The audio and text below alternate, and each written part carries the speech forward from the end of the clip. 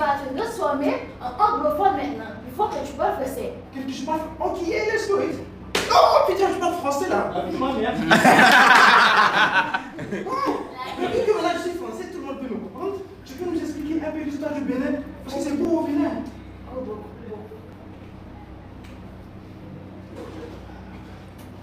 Avant la colonisation, le Bénin était connu sous le nom de Royaume du Dahomey. L'un des royaumes les plus puissants et organisés d'Afrique. Ce royaume était célèbre pour ses rois influents, son armée forte, ses femmes guerrières appelées Amazones du Dahomey. Waouh, on me disait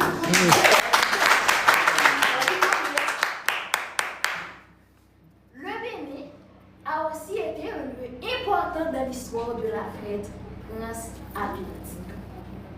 La ville du Ouaïda était un grand port d'où les Africains ont été envoyés de force vers les Amériques. C'est ce qui a créé un lien direct entre le Bénin et les pays comme Haïti, les États-Unis, le Brésil. la vie, ma mère, faut applaudir chaque fois. Le Bénin est aujourd'hui connu par sa richesse culturelle, le vaudou, une spiritualité ancestrale née au Bénin, les danses traditionnelles et des respects des tambours comme Haïti. Vous voyez, je vous dis que Haïti, ça a été aussi au Bénin. Pour moi, je suis aussi béninoise. Ah, yeah.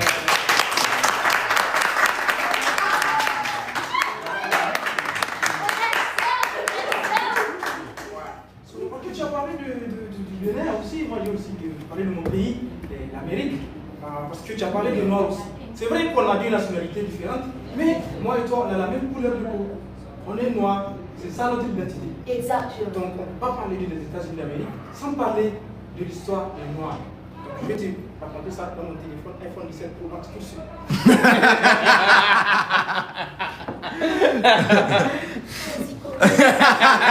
J'ai des téléphones quoi.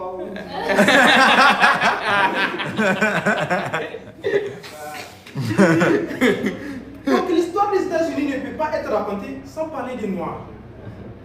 À partir du XVIIe siècle, des millions d'Africains sont arrachés à leur terre et envoyés en Amérique à cause de la traite transatlantique. Ils sont réduits en esclavage et forcés de travailler dans des conditions inhumaines. Pendant des siècles, ils se battent pour leur liberté. Ce combat mène à la guerre.